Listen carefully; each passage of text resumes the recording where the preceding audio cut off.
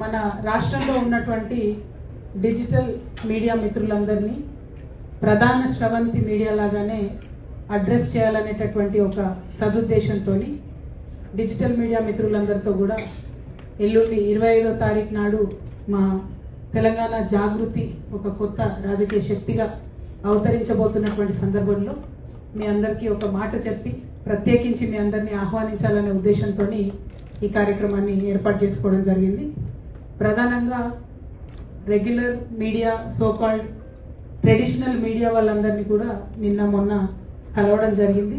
So నేను as a policy maker digital మీడియాకు ఒక పాలసీ ఉండాలి. ఖచ్చితంగా డిజిటల్ మీడియా మైక్రో లెవెల్లో గ్రామ స్థాయి నుండి మండల స్థాయి నుండి తీసుకొస్తున్నటువంటి ఈ విప్లవాన్ని ఒక పాజిటివ్ పద్ధతిలో చూడాలి. ఎంత ఎక్కువ ఇన్ఫర్మేషన్ ప్రజలకు చేరితే, ఎంత ఎక్కువ ట్రాన్స్పరెంట్గా ప్రభుత్వంలో జరిగేటటువంటి కార్యక్రమాలు ప్రజలకు తెలిస్తే అంత పెద్ద ఎత్తున ప్రజాస్వామ్యం వర్ధిల్లుతుంది అనేటటువంటి సంపూర్ణమైనటువంటి విశ్వాసంతో డిజిటల్ మీడియా బలంగా ఉండాలని కోరుకునేటటువంటి వ్యక్తుల్లో నేను ఒకదాన్ని. ఎందుకంటే మేము చాలా సందర్భాల్లో ఆలోచించినప్పుడు, పార్లమెంట్ మెంబర్గా రకరకాల కమిటీల్లో ఉన్నప్పుడు దేశంలో ఉన్న అసమానతలు తొలగించాలంటే ఏం చేయాలి అని ఆలోచిస్తే రెండే మార్గాలు కనబడ్డాయి. అంటే అందరినీ ఒకటేసారి ఈక్వల్గా ట్రీట్ చేసేటటువంటి పరిస్థితి ఎట్లా, ప్రతి ఒక్కరికి వాయిస్ రావాలంటే ఎట్లా అంటే, ఒకటేమో డబ్బు, అందరికీ సమానంగా డబ్బు పంచడం, ఈక్వల్గా లెవెల్ ప్లేయింగ్ ఫీల్డ్ క్రియేట్ చేయడం అవుతుంది. అట్లని నేనేదో మోడీ అంకుల్ లెక్క అందరికి 15 లక్షలు ఇస్తా అని చెప్పాను, భయపడకండి. రెండవది టెక్నాలజీ అనేది ప్రతి ఒక్కరికి అందుబాటులో ఉండాలి.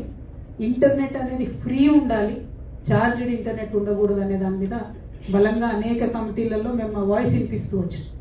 అట్లా ఫ్రీ ఇంటర్నెట్ ఉంటే ప్రతి ఒక్కరు కూడా వాయిస్ చెప్పగలుగుతారు. జర్నలిస్ట్ అవ్వాలన్నా, ఒక మీడియా ఛానల్ పెట్టుకోవాలన్నా, మన వాయిస్ చెప్పాలన్నా కూడా పెద్ద ఎత్తున ఖర్చు పెట్టి 100 కోట్లు ఇన్వెస్ట్ చేస్తే అంబానీలకు, అదానీలకు తప్ప ఎవరికి పేపర్లు ఉండవు, ఛానల్ ఉండవు ఈ దేశంలో.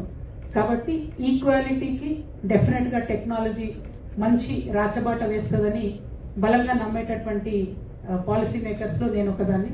ఇంకా ఇంప్రూవ్ అవ్వాలి. ఇప్పుడు చాలా మటుకు యాక్సెస్కి వచ్చింది, అందుబాటులోకి వచ్చింది, రేట్స్ కూడా చాలా తగ్గుతున్నాయి. But it should become free one day. That is my ultimate thinking. ఇది చాలా పాశ్చాత్య దేశాల్లో కూడా చాలా మంది అడ్వకేట్సీ చేస్తున్నటువంటి ఇష్యూ.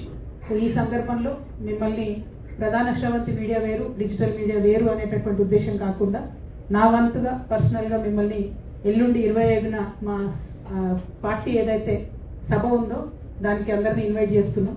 కొంచెం నాకు విశ్వాసం ఎక్కువ కాబట్టి మా అయ్యగారు పొద్దుగల 10కే ఎప్పుడు ముహూర్తం. అయినో మీ డిజిటల్ మీడియా వాళ్ళు అర్ధరాత్రి దాకా పనిచేస్తారు, మరి పొద్దుగాలు వేస్తారో లేదో తెలియదు నాకు. 6కి మీ బులెటిన్లు ఉంటాయి, 9కి బులెటిన్లు ఉంటాయి. ఆ బులెటిన్లు ఆడికెళ్ళి ఇచ్చుకోవాలని కోరుతున్నా. ఎందుకంటే పొద్దున 10కే ఉంది ముహూర్తం, 10కి పక్కా నేను ఫ్లాగ్ ఓపెన్ చేస్తా. కాబట్టి మీ అందరూ మా కుటుంబ సభ్యులుగా ఆ కార్యక్రమానికి రావాలని మనస్ఫూర్తిగా ఇన్వైట్ చేస్తున్నారు. అయితే ఇక టెక్నికల్ అంశాలన్నీ మా వాళ్ళు చెప్తారు. ఇస్మాయిల్ అన్న కానీ, చిల్క ప్రవీణ్ గారు మా పార్టీలో చేరిండ్రు, మీ సభ్యుడే. తర్వాత అరుణ్ గారు డిజిటల్ మీడియా, అరుణ్ మంచిర్యాల్, తను డిజిటల్ మీడియా సపరేట్ ఒక ఆర్గనైజేషన్ చేస్తూ ఉన్నారు, తను కూడా మా పార్టీలో చేరిండు. పార్టీలో చేరకున్న వెల్ విషర్స్ చాలా మంది ఉన్నారు. మా ఇస్మాయిల్ అన్న అయితే సీనియరే, మా మోహన్ నాయక్ ఉన్నాడు, క్రాంతి ఉన్నాడు, ఈయనది ప్రజాగలం. సో అట్లా ప్రతి ఒక్కరూ డిజిటల్ మీడియాలో ఉన్నటువంటి వాళ్ళు, లేనటువంటి వాళ్ళు కూడా ఒక కొత్త రాజకీయ శక్తి రావాలి, కొంత మార్పు జరగాలి అనేటటువంటి ఉద్దేశంతో అయితే సపోర్ట్ చేస్తున్నారు. టెక్నికల్ అంశాలు వాళ్ళు చెప్తారు. అంటే పొద్దున ఇంటి నుండి బయలుదేరి ర్యాలీ కానీ, తర్వాత రిటర్న్లో వచ్చేటప్పుడు ర్యాలీ కానీ, లైవ్ లింక్స్ కానీ, ఇవన్నీ కూడా టెక్నికల్ అంశాలు మీతో టచ్లో ఉంటారు. నేను అక్కడ జరిగేది మాత్రమే ఫ్లాగ్ 10 o'clock అన్నదే నా సెంటిమెంట్. ఇక ఆ తర్వాత నడుస్తూనే ఉంటుంది. ఆల్రెడీ జెండా కొత్తది ఉన్నా లేకున్నా కొట్లాడుతూనే ఉన్నాం, ప్రజాక్షేత్రంలోనే ఉన్నాం. మీరు చూస్తున్నారు. ఇవాళ ఈ రాష్ట్రంలో ఈ పలానా సమస్య మీద జాగృతి మాట్లాడలేదు అని వేలెత్తి చూపాలంటే 1కి 2 సార్లు ఆలోచించుకునే పరిస్థితి ఉంది. అన్ని అంశాల్లో కూడా ప్రధాన స్రవంతి ప్రతిపక్షం లాగానే మేము మాట్లాడుతూ వచ్చినాం. రేపు మేము కూడా పొలిటికల్ పార్టీగా వచ్చినాక ఇంకా అగ్రెసివ్గా ఈ రాష్ట్రంలో మేమే ప్రధాన ప్రతిపక్షంగా ఇప్పుడు ఉంటాం, తర్వాత అధికార పక్షంలోకి వస్తామనేటటువంటి విశ్వాసంతో ముందడుగేస్తూ ఉన్నాం. ఎట్ ద సేమ్ టైం ఒక మహిళగా, ఒక ఆడబిడ్డగా ఈ దేశంలో చాలా తక్కువ మంది ఆడబిడ్డలు సపరేట్గా ఒక పార్టీ పెట్టాలని ఆలోచన చేసి కొంతమంది సక్సెస్ అయ్యారు, కొంతమంది ఫెయిల్ అయ్యారు. కానీ పురుషులు కూడా చాలా మంది పార్టీ పెట్టారు. వాళ్ళు కూడా చాలా మంది ఫెయిల్ అయ్యారు. ఈ లోకం ప్రపంచం ఎట్లుందంటే మహిళల్ని మాత్రమే ఇగో మీరు ఫెయిల్ అయ్యారు అని మమ్మల్ని కంపేర్ చేస్తున్నారు తప్పితే ఎంతో మంది పురుషులు ఇదే తెలంగాణ గడ్డ మీద పార్టీ పెట్టి వెనక్కి వెళ్ళిపోయినా వాళ్ళని డిఫరెంట్గా జడ్జ్ చేస్తున్నారు. కాకపోతే కాలం మారింది, మనం కొత్త మోడర్న్ ఎరాలో ఉన్నాం కాబట్టి ప్రత్యేకించి మిమ్మల్ని డిజిటల్ మీడియా సోదరులందరినీ సోదరిమణులందరినీ నేను రిక్వెస్ట్ చేసేది ఏంటంటే మమ్మల్ని మా పనితనంతో జడ్జ్ చేయండి. ఎందుకంటే leader or A party doesn't have a gender. ఒక లీడర్గా ఒక వ్యక్తి వచ్చిందంటే అది సర్పంచ్ కావచ్చు, పంచాయతీ నుండి ఎంపీ వరకు జెండర్ ఉండదు లీడర్కి. లీడర్కి ఎప్పుడైతే జెండర్ వేయడం ప్రారంభిస్తామో అక్కడనే సొసైటీ అన్నది వెనక్కి వెళ్తుంది. అది ఇవాళ మనకు 33% మహిళా బిల్లును ఫెయిల్ చేయడంతో అన్ని పార్టీలు కూడా కలిపి నిరూపించాయి. వేరే ఏ బిల్లు కూడా డీలిమిటేషన్తో లింక్ ఉండదు, వేరే ఏ బిల్లు కూడా జనగణనతో లింక్ ఉండదు. కానీ ఓన్లీ మహిళా బిల్లు మాత్రం లింక్ పెట్టి అసలు అది పాస్ కాకుండా చేసిండు. 33% మహిళలకు 2023 కన్నా ముందు నుండి కళలు చూపిస్తున్నారు, కానీ ఆ బిల్లు అయితే పాస్ అవుతలేదు.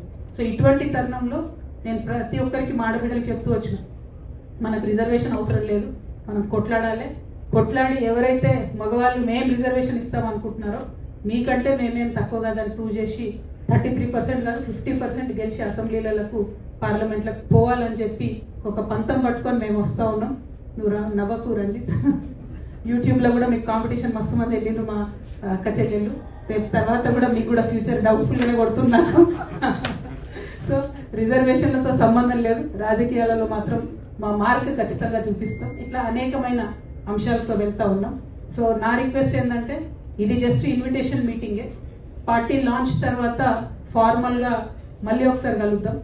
అప్పుడు ఎజెండా మీద మీరు ఎన్ని ప్రశ్నలు అడిగినా చెప్తా. ఇప్పుడు మీరు ఏది అడిగినా నేను ఎల్లుండి తర్వాత చెప్తా అనాల్సి వస్తుంది. సో ఇప్పుడు నేను ఇక్కడికి వచ్చింది ఎందుకంటే ఫస్ట్ ఇన్విటేషన్ ఇవ్వడానికి as a sister I wanted to make it very very clear. Traditional media అయినా డిజిటల్ మీడియా అయినా నాకు రెండు కళ్ళ లాంటివి. ఖచ్చితంగా మీతో కలిసి పనిచేయాలి, మీకు ప్రోటోకాల్ ఉండాలని చెప్పి వచ్చి ఇన్వైట్ చేస్తున్నా. అందరం కలిసి భోంచేద్దాం. తర్వాత పార్టీ లాంచ్ తర్వాత ఒక 4-5 days తర్వాత ఇట్లా ఒక సెషన్ పెట్టుకుందాం. అప్పుడు ప్రతి ఇష్యూ మీద మా అజెండా మీద డీటెయిల్గా మీతో క్వశ్చన్స్ తీసుకుంటాం. క్వశ్చన్స్ తీసుకొని ఆన్సర్ చేస్తాను. ఇప్పుడు మాత్రం ఆకలి అవుతుంది కాబట్టి అన్నం తిందాం అనేది నా ప్రపోజల్. అదర్వైజ్ వేరే ఏదైనా ప్రపోజల్ ఉంటే మీరు ప్రపోజ్ చేయొచ్చు. Thank you. జై తెలంగాణ. ఎవరు జై తెలంగాణ అన్నారా? జై Telangana. Thank you so much.